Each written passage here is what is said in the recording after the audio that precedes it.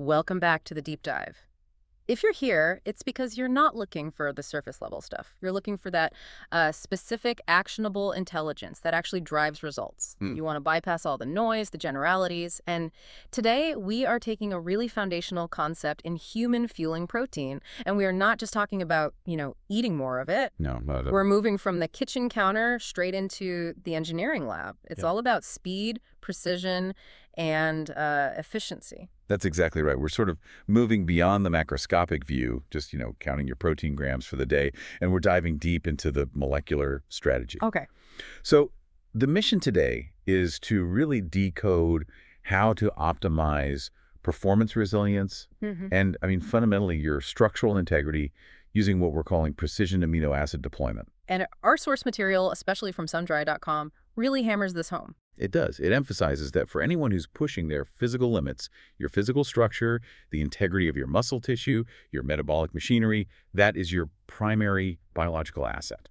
The ultimate goal here, then, isn't just about looking good. It's about achieving that long-term operational readiness, right? Exactly. It's about being resilient, being ready to perform day after day, year after year.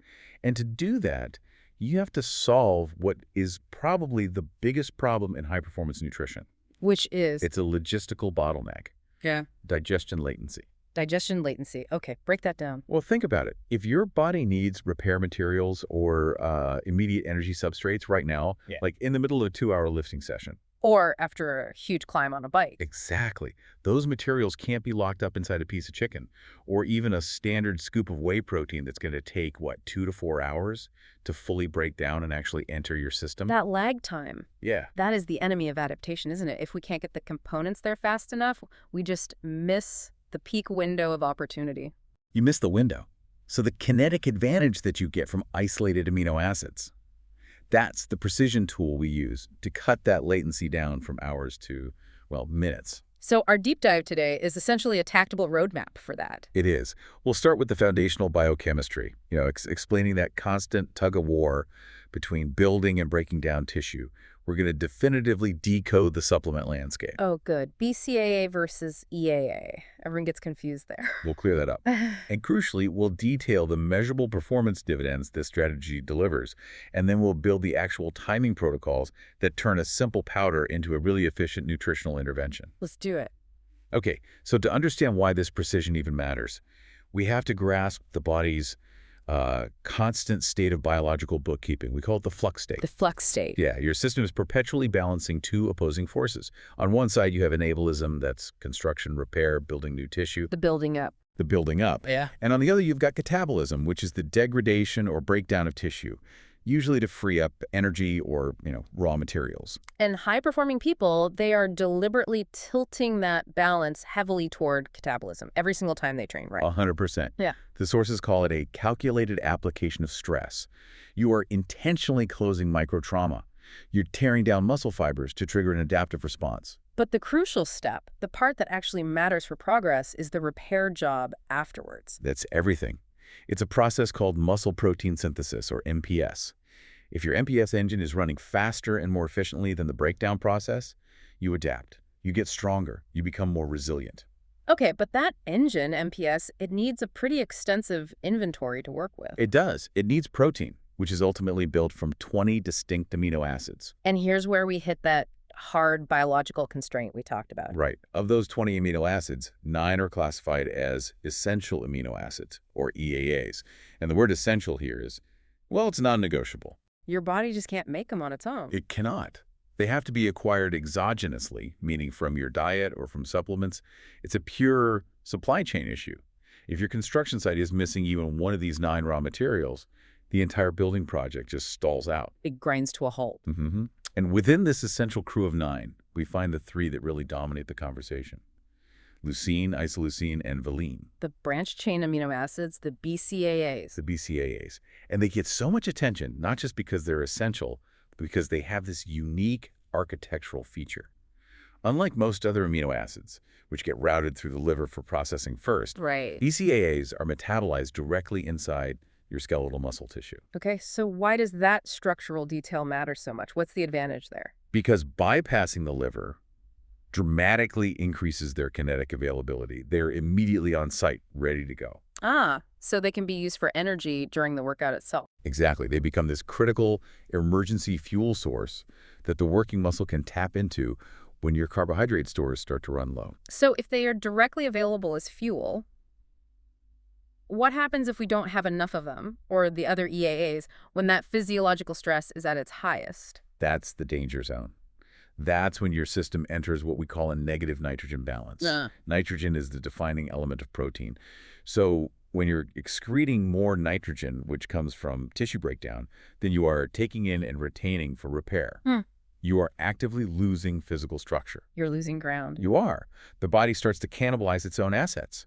It'll break down perfectly healthy muscle tissue just to liberate the amino acids it needs to support more vital functions, like organ repair or just basic energy production. That is so counterproductive. You train to build resilience and strength, but if you don't have enough of that rapid fuel, you can actually start eating your own muscle. It's a supply chain failure that costs you dearly in your physical assets. It's a critical failure of asset management, really.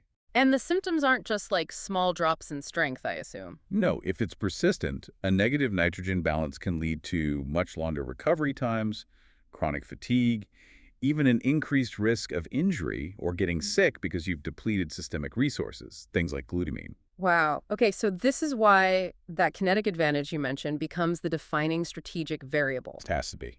Let's focus on that then. The kinetic advantage.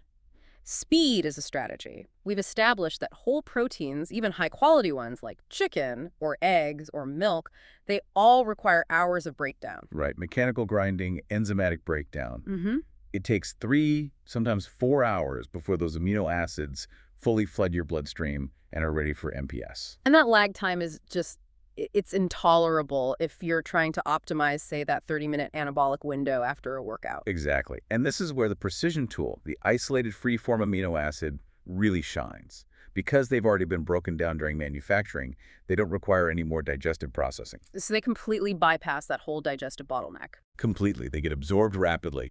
They enter the bloodstream and become systemically available in about 30 minutes. 30 minutes versus 4 hours. That's the speed gap. That's the strategic edge. It allows you to precisely time the availability of raw materials to coincide exactly with the moment of peak physiological demand. Whether that's right before a big lift or, deep into a 5-hour race. That's it. It's essentially a biohack for nutrient timing. You're overcoming the inherent inefficiency of the human gut when speed is the most important factor. Okay, so now we're moving from the logistics of fast delivery to the actual mechanics of turning the system on. And this is where we start to see amino acids not just as passive building bricks, but as command and control signals. Yes, and this shift in perspective is so crucial for maximizing adaptation. If you just see them as raw materials, you miss their potent signaling capability. And the master signal we're tracking here is leucine.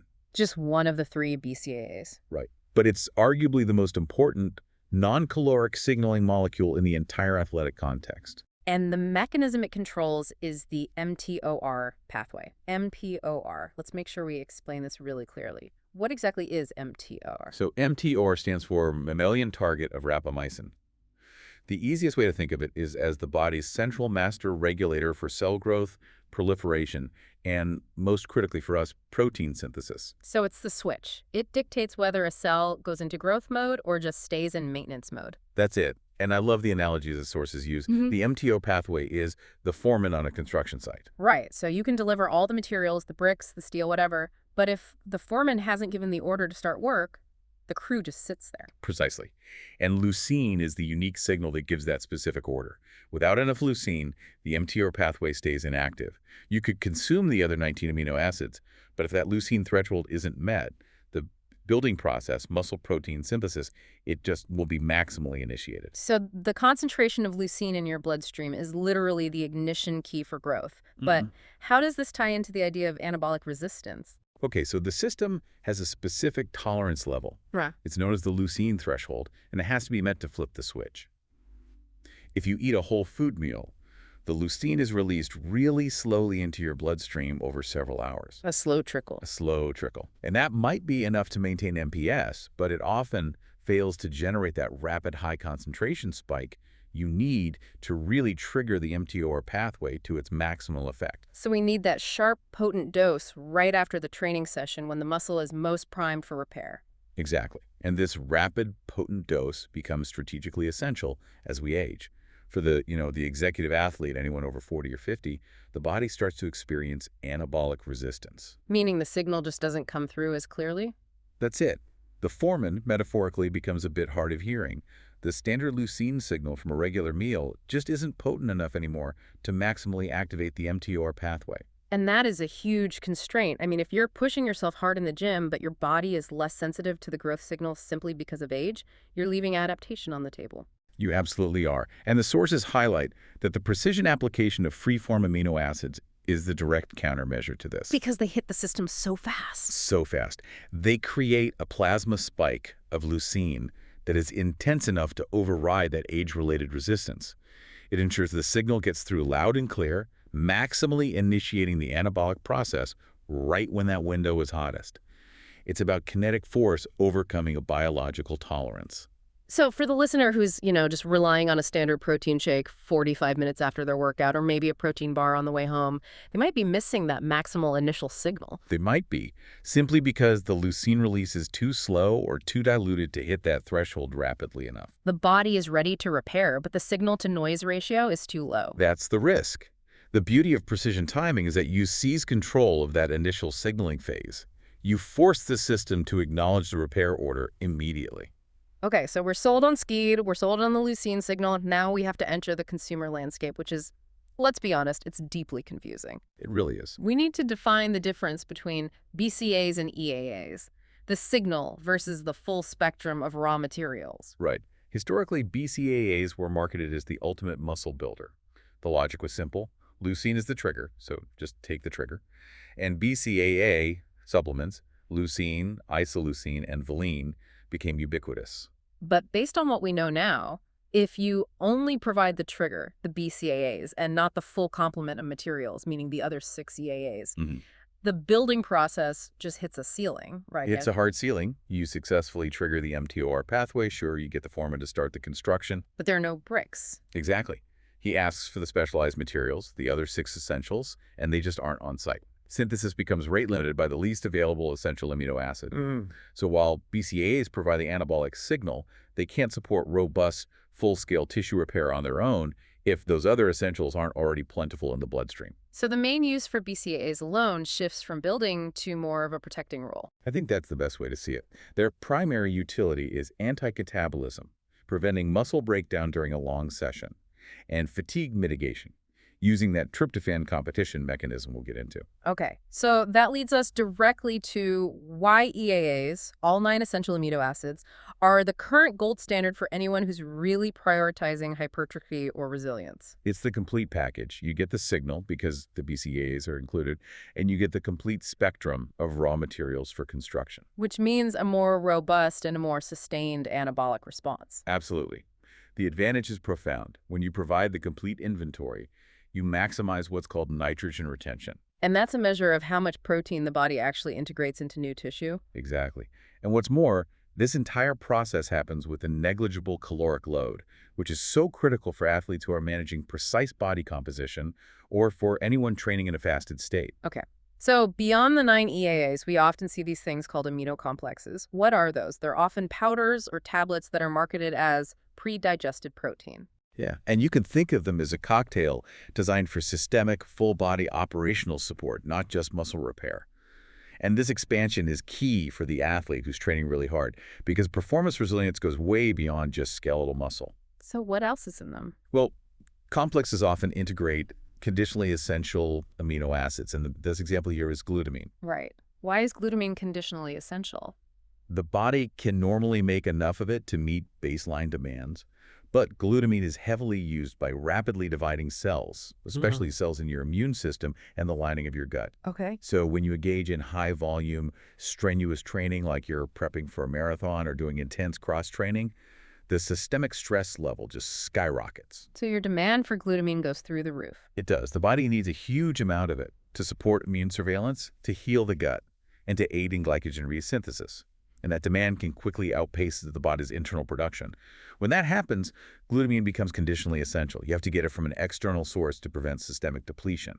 So it's not just about muscle recovery anymore. It's about maintaining your overall health and system integrity when you're under high stress. That's a perfect reframe. Yeah.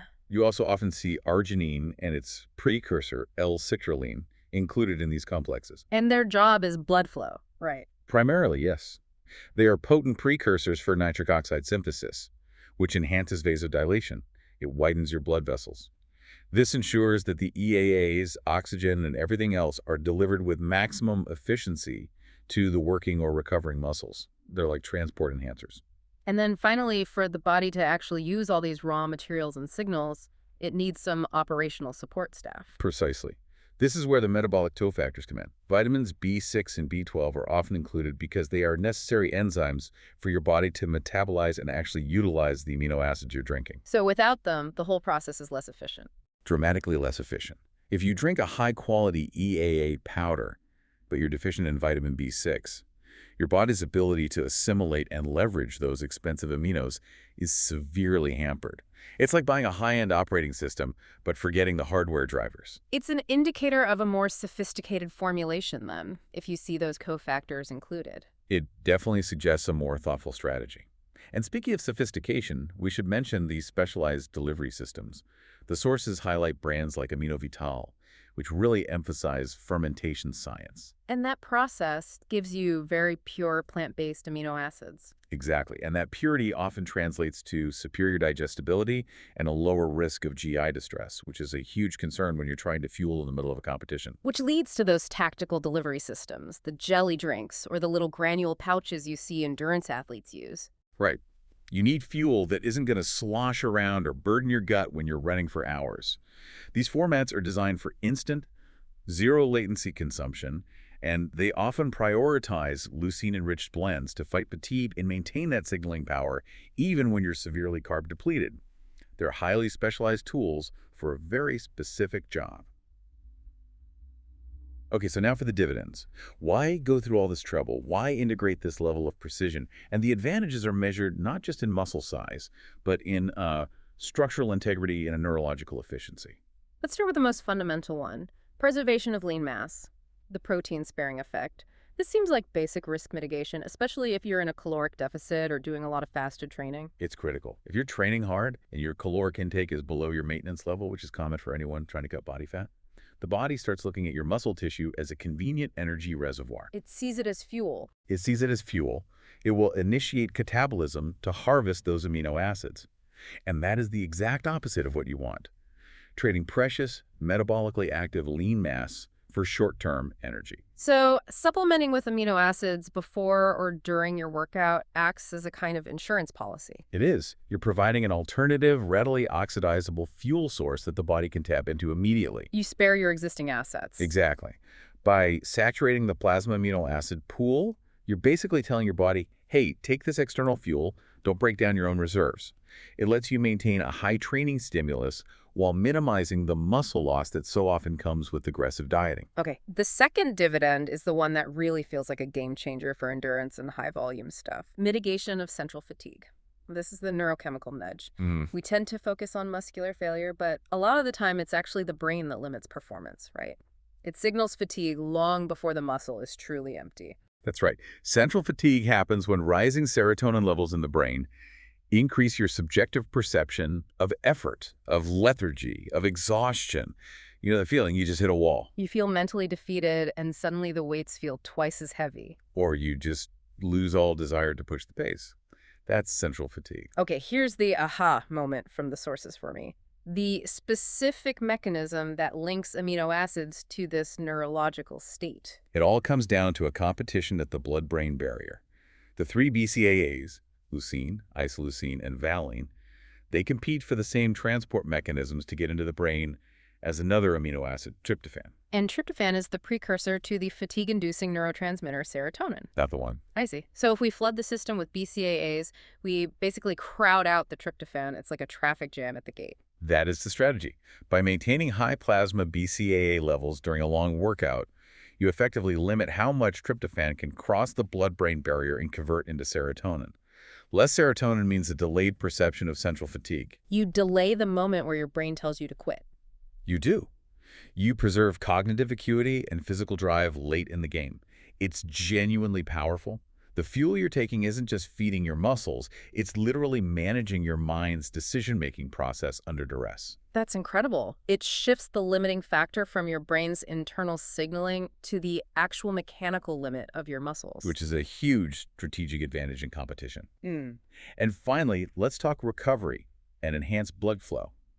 Accelerated recovery is the backbone of being ready to go again. We have to reduce downtime. And DOM's delayed onset muscle soreness, that's the big one, the inflammation after a tough workout. Right. So providing that full spectrum of EAAs immediately post-exercise helps the body modulate that inflammatory process much faster. It kickstarts the repair mechanism, and crucially, it accelerates the clearance of metabolic waste products that also contribute to that soreness. So faster repair means less time feeling inflamed and sore. And the enhanced blood flow from things like citrulline is the critical delivery element here. Right, the vasodilation, widening the blood vessels. Think of your arteries and capillaries as highways. L-citrulline or arginine essentially widen those highways. This does two things. One, it improves the delivery of oxygen and fresh nutrients to the muscles. And two, it improves the removal of all the metabolic trash. Exactly. Lactic acid, cellular debris, you're improving resupply and detoxification. That supports endurance during the event and makes the recovery phase dramatically more efficient. So if I'm sore for 2 days after a heavy squat session, better blood flow in that critical window might have shaved, say, 12 hours off my recovery time. That is the concept, yeah. We're making the entire recovery process kinetically superior through precise nutrient delivery. Okay, so we have the tools, we understand the benefits. Now we need the tactical playbook. The sources stress that timing is not just important, it is tactical, because we are leveraging that hyper-fast 30-minute absorption window. Right. So we can define 3 phases of deployment, each designed to manipulate an acute physiological state. The first one is preloading, or the priming phase. This is about 30 minutes before the session starts, and the goal here is to saturate the plasma amino acid pool before the catabolic stimulus even begins. You're establishing an immediate buffer against muscle breakdown. The ideal asset here is a full EAA powder, or an amino complex, a dose between 5 and 10 grams, taken with plenty of fluid. Got it. Then we move into the workout itself, the intra-workout or sustaining phase. And this becomes mandatory for any session that's pushing beyond 60 minutes or for any kind of extreme endurance event. The objective is twofold. Combat central fatigue with the BCAAs. And provide that oxidizable fuel to spare your muscle tissue. Exactly. And the deployment here is continuous sipping. You mix 5 to 10 grams of BCAA or EAA powder into your hydration source, often with electrolytes, and you just consume it consistently throughout. And this is where those specialized granule pouches are a lifesaver for endurance athletes who can't have liquid sloshing around. Indispensable. Yeah. And then finally, we get to the most critical window, the post-exercise recovery audit. The objective here is to maximally activate the mTOR pathway as quickly as humanly possible. You want to leverage that leucine threshold immediately. Immediately. So the timing is 0 to 30 minutes after you stop exercising. The asset is a high-quality EAA complex, ensuring it's got high leucine content, ideally 1.5 to 2 grams of leucine in that single serving. This is the kinetic spike, the ignition for MPS. Okay, now here's the crucial follow-up that I think a lot of people miss. They do. This immediate dose is not the finish line. It's the starting pistol. Right. It starts the repair process, but that process needs sustained fuel for the next few hours. Exactly. So that immediate amino dose must be followed by a whole food protein meal or a high-quality sustained protein source like a whey casein blend about 30 to 60 minutes later. It's a 1-2 punch. The aminos provide the kinetic spike and the mTOR trigger, and the whole food provides the sustained, slow-release flow of nutrients to keep the process going. That's the full strategy. Now let's step back and do a detached, pragmatic cost, benefit, and risk assessment of this, because this level of precision does come at a premium. It's not cheap. Let's start with the advantages, which are pretty clear. Speed, first and foremost, 30 minutes versus hours. Digestive efficiency. They're exceptionally light on the stomach, which makes them viable during intense activity. Caloric precision. You get the anabolic signal with almost 0 calories, which is huge for anyone managing their body composition. And of course, convenience. Powder is a lot easier to carry than a cooked meal. But we have to address the disadvantages. First, the big one, cost. Isolated free-form amino acids are significantly more expensive per gram than bulk sources like whey or chicken. You're paying for speed, not for bulk nutrition. You're paying for kinetic delivery. Second, palatability. Unflavored aminos, especially DCAAs, are chemically bitter. You need flavoring systems, and even then, some people just find the taste a bit synthetic. Right, and this leads to a really critical concept for the listener, the redundancy factor. Mhm. If your foundational daily protein intake is already stellar, let's say you're consistently hitting 2.0 grams per kilogram of body weight, you're likely already maximizing your anabolic potential from a bulk perspective. So the listener is asking, if I already eat 200 grams of protein a day, am I just wasting my money on this? It's a great question. And the source material suggests that the marginal tissue-building benefit is indeed reduced at those high baseline intakes.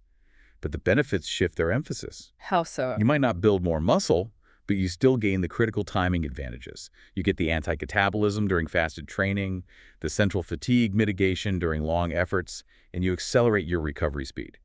So the ROI shifts from maximizing growth to maximizing resilience and reducing downtime. So it's still valuable, but you're paying for speed and protection, not necessarily for additional size. That reframe makes sense. Which brings us to the budgeting strategies then.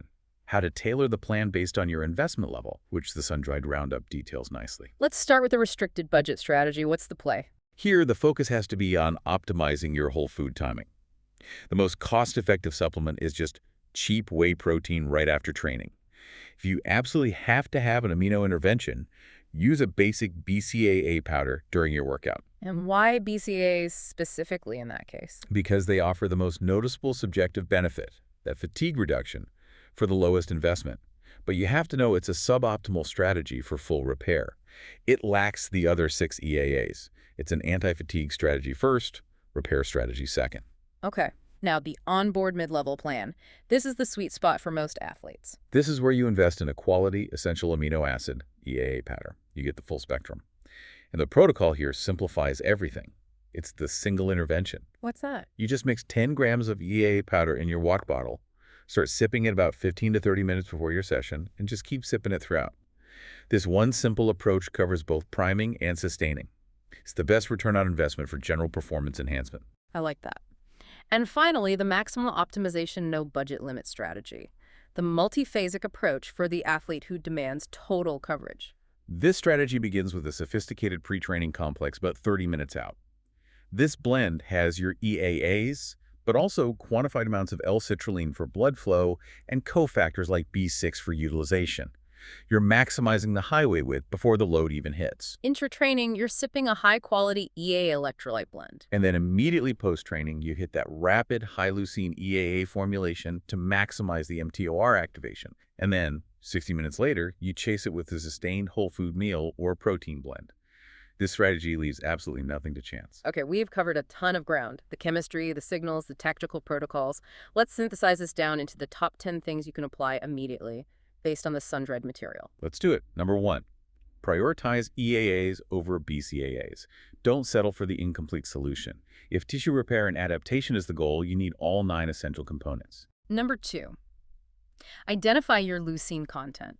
When you're picking a product, especially for post-workout, check the label. You've got to hit that critical mass. Aim for 1.5 to 2 grams of leucine per serving to really get that mTOR activation. 3, utilize the intra-workout phase. Seriously, if your session is longer than an hour, your risk of central fatigue and catabolism goes way up. Sipping aminos during this time is a highly effective strategic intervention. 4, time your intake. Precisely. The whole point is the kinetic advantage. So that means 30 minutes pre-training or immediately post-training. You have to leverage that rapid 30-minute absorption window. 5, assess your total foundational protein intake. These are tools to enhance a robust base. Before you spend a lot on precision, make sure your bulk intake is where it needs to be. Target 1.6 to 2.0 grams per kilogram of body weight daily. Fix the foundation first. 6, consider glutamine for recovery. For high-volume athletes where your immune and gut function are under constant stress, strategic L-glutamine supplementation becomes an operational necessity. It's about systemic resilience, not just muscle. 7, hydrate adequately. This is a really practical one. Powdered aminos increase the osmotic load in your gut. That means you need enough fluid to ensure proper absorption and avoid gastric discomfort. Don't dry scoop this stuff. Right, put it in enough water. Yeah. Number 8, verify your sourcing. As a measure of quality and digestibility, try to favor fermented plant-based amino acids. It generally means higher purity and fewer digestive issues. 9. Look for metabolic cofactors. Check the ingredient list for B vitamins, especially B6. They are the enzymatic support staff that make sure your body can actually use the expensive aminos you just drank. And finally, number 10. Maintain consistency. The sources are really clear on this. The benefits, especially in resilience and anti-catabolism, they compound over time. This is not a quick fix. It's infrastructure management that requires daily adherence aligned with your training. #outro. You know, we started this deep dive by saying that your physical structure is your primary biological asset. I think the conclusion we draw from the material is that amino acids are these powerful tactical tools that exploit specific biochemical constraints, speed, and signaling capacity that whole foods just can't match. They are essential enhancers. They amplify adaptation, they accelerate recovery, and they move you beyond just generalized nutrition toward a true biological strategy for the long game of high-level performance. And that concept of the long game is exactly where we'll leave you to reflect. We spent most of our time talking about the acute, immediate timing, that 30-minute window for kinetic spikes. But the most successful asset management relies on consistency, day in and day out, over years. Yeah. So, given the finding that the benefits of amino acid deployment compound over time through consistent application aligned with training, how does thinking of your body's nutritional needs, not as daily caloric quotas, but as decades-long infrastructure management, fundamentally change your approach to every single workout? It's a huge shift, from a temporary goal to perpetual maintenance and enhancement. That consistency really is the ultimate metric of performance readiness. Something profound to mull over until our next deep dive. We'll catch you next time.